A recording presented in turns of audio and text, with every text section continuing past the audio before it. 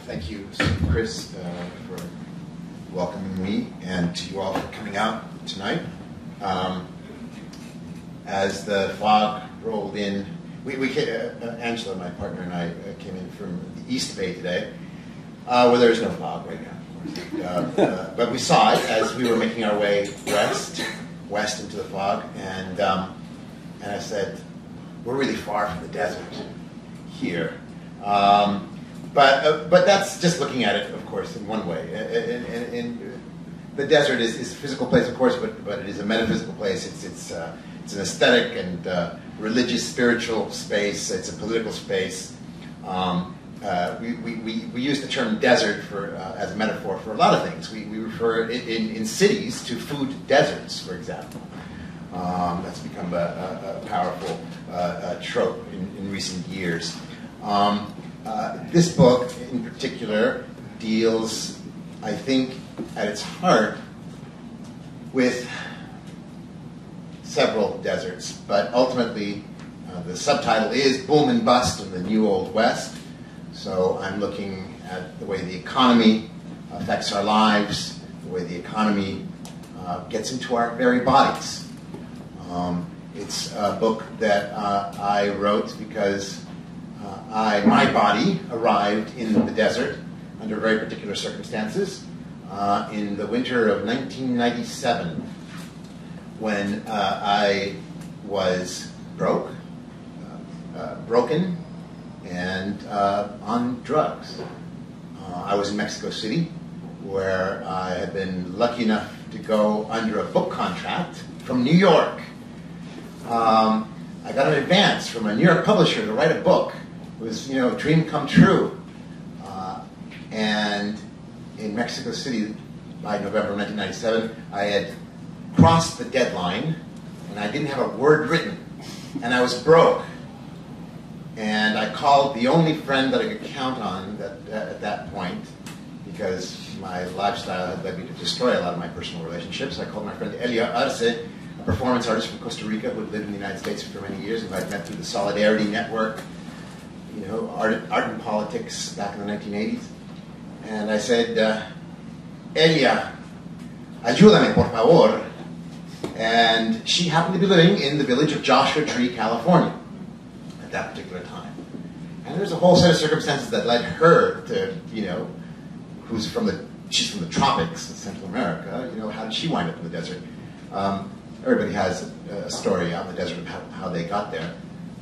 She said, Ruben, ven para acá. We'll take care of you. We'll give you a place to live. And shortly thereafter, I arrived in the desert. And one of the first things that I saw when I rented my little shack out in the sand next to a sign that said, next services 100 miles, the town of 29 Palms, east of Joshua Tree, I felt myself driven to go further and further out. Elia and her friends were in the village of Joshua Tree, which is, right at the edge of the beautiful national park. You guys know Joshua Tree, right? If you haven't been there, you know U2's album, at least. Joshua Tree. You know what a Joshua Tree looks like. Crazy lines going this way and that. I wanted to go further out. There was something existential that was driving me further and further out into the nothing, the big empty, as they say about the desert. And also because the further out you went, the rents got cheaper and cheaper and cheaper. So I was paying $275 a month for a 2-bedroom house with 5 acres of land on the edge of 29 Palms, right where that sign said, next service is 100 miles. And that's where this book begins. It begins with a personal crisis, and arriving, it was no accident that I arrived in this particular landscape. Ultimately, the desert has been the site of restorative pilgrimage for millennia.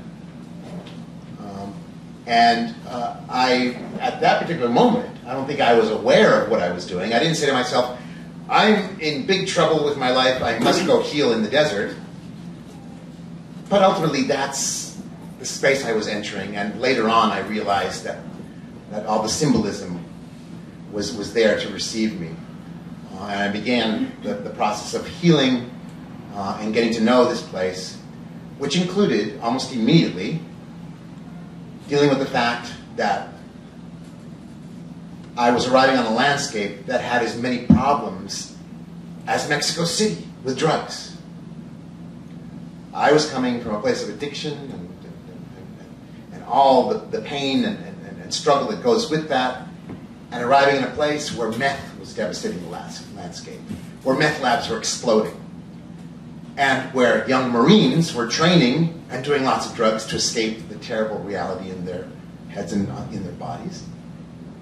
So if I was going to a site that carried some ancient symbolism of restorative healing pilgrimage, I was also entering a place that was the opposite of that, a phantasmagorical place.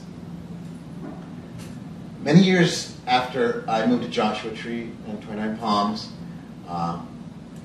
actually just a few years later, I met my partner, Angela Garcia, who happens to be sitting in the audience tonight, teaches in Stanford, and who's also written a wonderful book in many ways about the desert called The Pastoral Clinic, about addiction.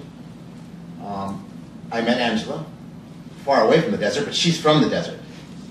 And that's one of the things that, I think I felt for immediately about her, the fact that she was a desert girl, a Western girl, capital W, from New Mexico, from Albuquerque, the South Valley. And we ended up living in New Mexico together while she was doing research for her dissertation on addiction. She's a medical anthropologist down at Stanford University. Shout out to Stanford. We have some Stanford people represented here tonight. And so I followed Angela onto another landscape, northern New Mexico, which I'd already seen. I'd been there a couple of times as a tourist when I was younger. But we've all seen northern New Mexico represented artistically, ad nauseum. Whether it's, a little, postcard in a carousel in a truck stop, or Ansel Adams, George O'Keeffe, the great Taos and Santa Fe artist colony, painters, the writers, John Nichols and Ludwig Beanfield wore films. How many Westerns, have we seen that have landscape of mesas and buttes, basin and range? Northern New Mexico in particular has a very powerful draw in terms of its enchanted landscape. Indeed, the official state nickname of New Mexico is Land of Enchantment, which carries a whiff, I think, of New Age mysticism, with it, and makes it soft and glowy and warm and fuzzy, and tends to obscure a much more complicated reality. And ultimately, that's what Desert America is about. It's about how we imagine the desert, or how the desert has been imagined for us by the many artistic representations that have created this accrual of imagery, that have created this vision of the desert for us, that is consumed, that is bought and sold, that is the stage upon which real estate ultimately is sold, and hotels, and staying at hotels, tourist packages, etc. And how complicated the actual human geography of the place is. There's the imagined place, and there's the lived place. So, I'm going to take you to northern New Mexico. Briefly here. Angela chose northern New Mexico. She's from central New Mexico, Albuquerque. Both of our families have issues with addiction. I think that was another point of encounter between us. But she chose northern New Mexico, I think, to not be right next door to her family, but close enough so that we could visit often. And also because in northern New Mexico, there's this place called the Espanola Valley, which runs along Highway 68, which ultimately comes out of Santa Fe and goes to Taos. So if you've ever driven from Santa Fe to Taos, you're going through the Espanola Valley. It's called the Low Road to Taos.